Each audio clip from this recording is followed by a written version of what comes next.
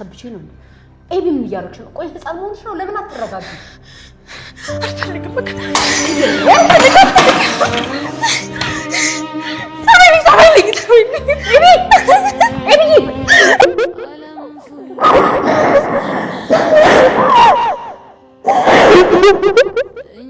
ሁሉ ቤተሰብ እንደው ሐሳብ እሷ ላይ ነው ተጭኖ የምትቸገርልኝ።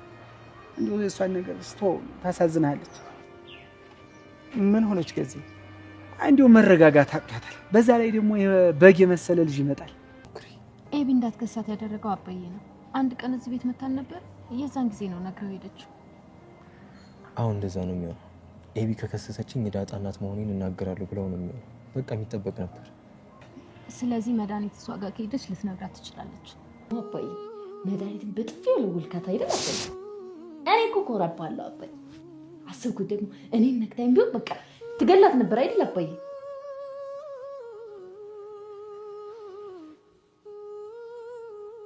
እንደ አባዬ ፍቅር ምንድን ነው እንዴ አባዬ? እንዴ አባዬ አሁን መጣሽ? አሁን መጣሽ ምንድን ነው? ኧረ በእናትሽ ወደ እዛው ስጭ። እኔ አባዬን ነው የማጥበው። ና አባዬ ግሬን አምጣ። ውሃውን አትድፊ። ይኸውልሽ አናትሽን ነው በኩርኩም የምልሽ። እሺ አለበለዚያ እባክሽ እንዴ ምንድን ነው? ሂጂ እንደውም ፎጣ ይዘሽ ነው ሂጂ። የታለች? ፈልጊያት ነበር። ዲያስፖራ ናት። አቻ ፈልጎሽ እኮ ሪሊ መጣ? አዎ በሪሊ በጧት ላይ መጣ። በቃ ትንሽ ጠብቀኝ ብለው። ሰላም እንዴት ናችሁ? በያላችሁበት ሰላማችሁ ብዝት ይበልልኝ።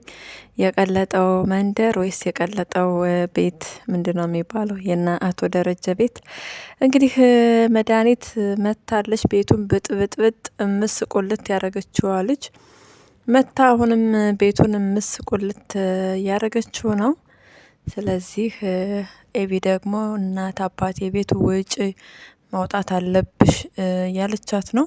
በጣም ነው የምታሳዝነው ኤቢ።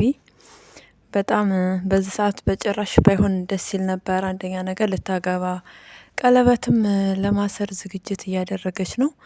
ስለዚህ በዚህ ሰዓት ባይሆን ችግሩ አሪፍ ነገር ነበር። በእርግጥ የምታገባው ሰው ጥሩ ሰው አይደለም፣ ለሷ የሚሆን አይነት ወንድ ስላልሆነ ያው ዳጣ እውነቱን ለማጋለጥ እንግዲህ ተፍ እያለች ነው። ዳጣዬ ዲል እንድትቀዳጅ ምኞታችን ነው። እውነቱ መውጣት መቻል አለበት አይደለ? ስለዚህ ዳጣ እንግዲህ ልታጋልጠው ይገባል።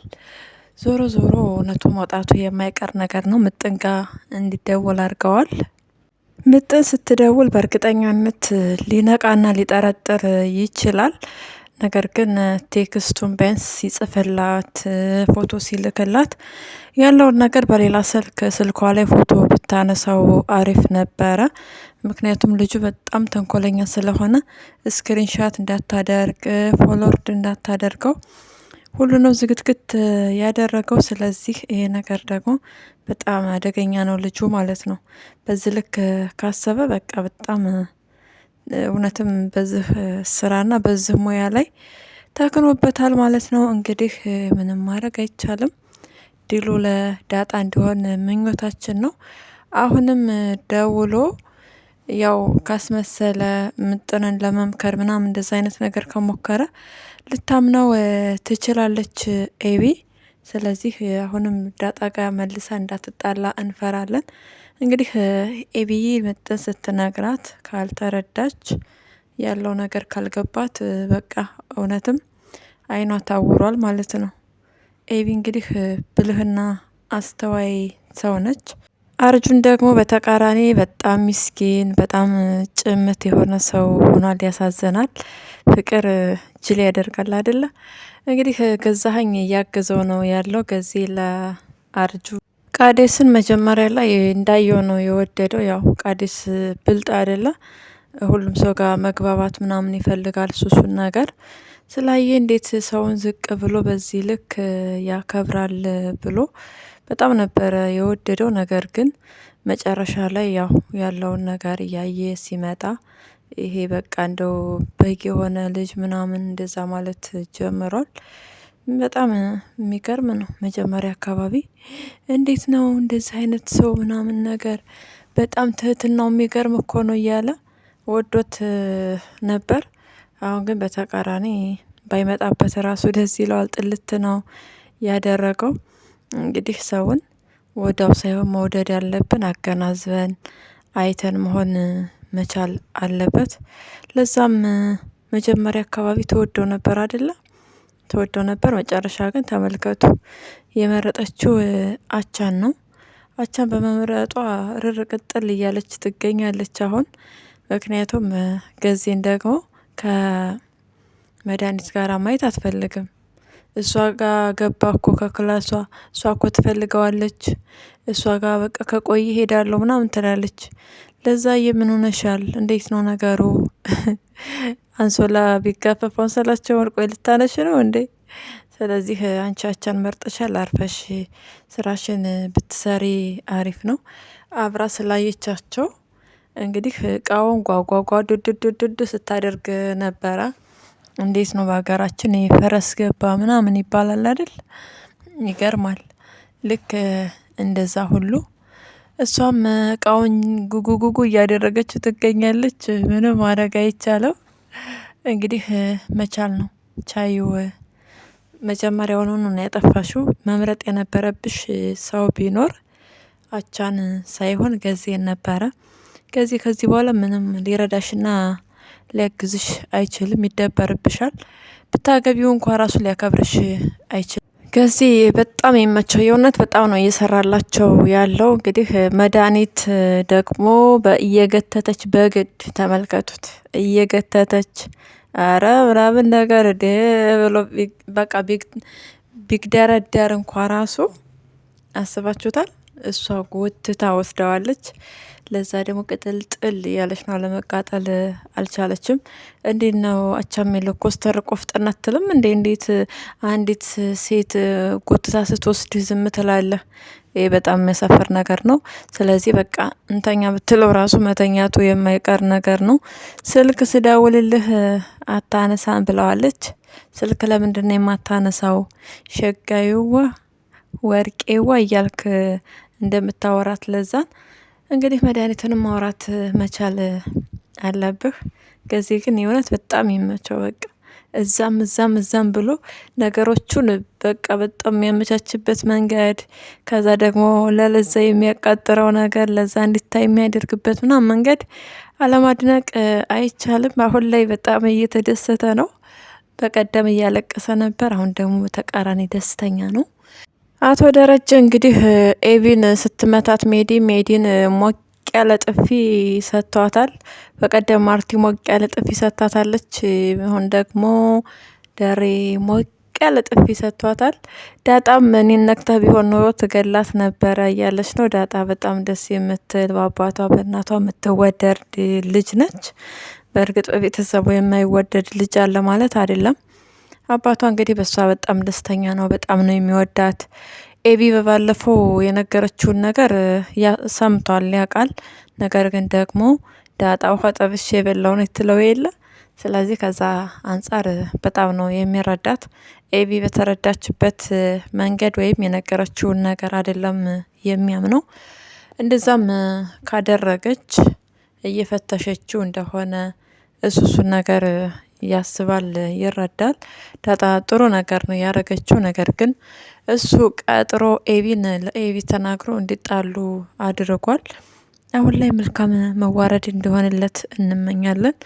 ለኤቢ መገባት ያለበት አርጁን እንጂ ቃዴስ አይደለም። ስለዚህ ኤቢዬ እንግዲህ ምትወጂውን ሳይሆን የሚወድሽን ሰው ብታገቢ መልካም ነው። 3 አመት ስለተከተለሽ 10 አመት ስለተከተለሽ አይደለም ተቀያይር ብለሽው የተቀየረው አርጁን መመልከት መቻል አለብሽ። አርጁን በጣም ጭምት ሰው ሆኖ እንግዲህ ቤተክርስቲያን እየሄደ ነው። ጭራሽ ገዳም ሄጀ ብሎ እሷን አስቦ በረከት ይዞላት መጣ።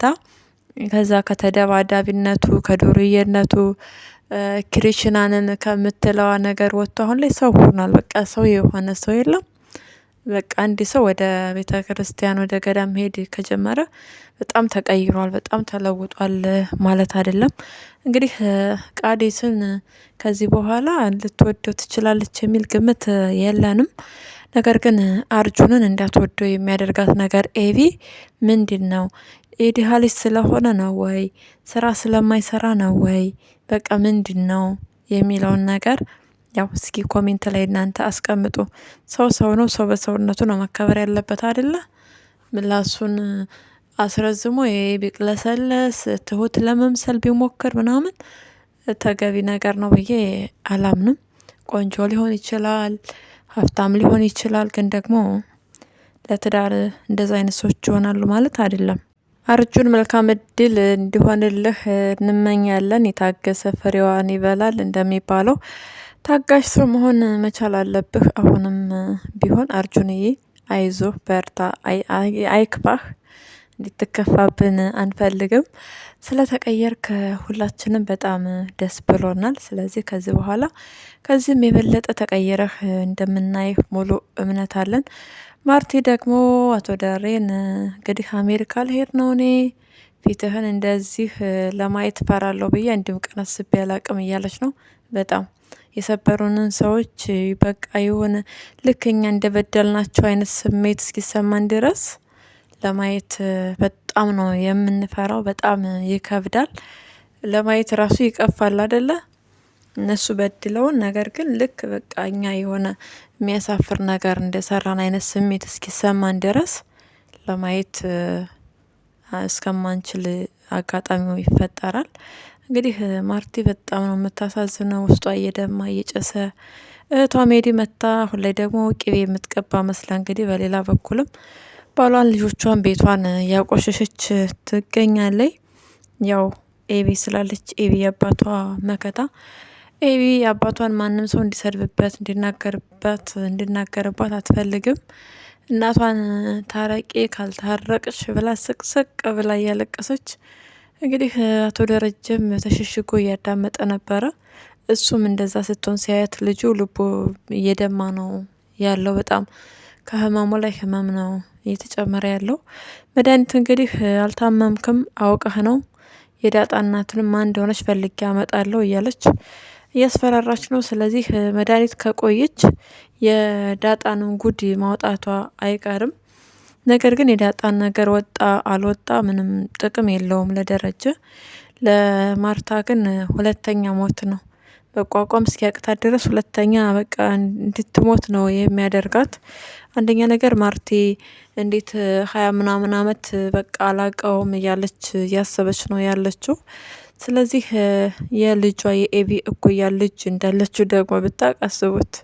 እውነትም 20 ምናምን አመት የሚለው ያሳምናል። ከዛ ደግሞ ከ20 አመት በኋላ ሌላ አዲስ ልጅ ተወልዶ አስቡት። ይህ በጣም ይባስ እንድትደማ ይባስ መቋቋም እንዳቅታት ነው የምትሆነው እንጂ ለመረዳት አትችልም።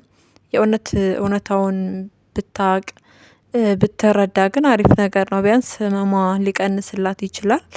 ሰላም ደግሞ ጠፍታለች። የሰውን ትዳር ድፍርስርስ ካደረገች በኋላ እኔ እኮ እንዲለያዩ አልፈልግም ጋሽ፣ አንተ እኮ ጥሩ ሰው ነህ፣ አንተ እኮ በታያታለልህም እያለ ትንበላጠጣለች። እች በልጣጣ የሆነች ሴትዮ ማለት ነው። እንግዲህ ዳጣም ራስ ወዳድ ናት ብላ ሰላምን እያሰበች ነው። ለነ ማርቲ ምንም እንደማታስብ ነው እየገባት ያለው።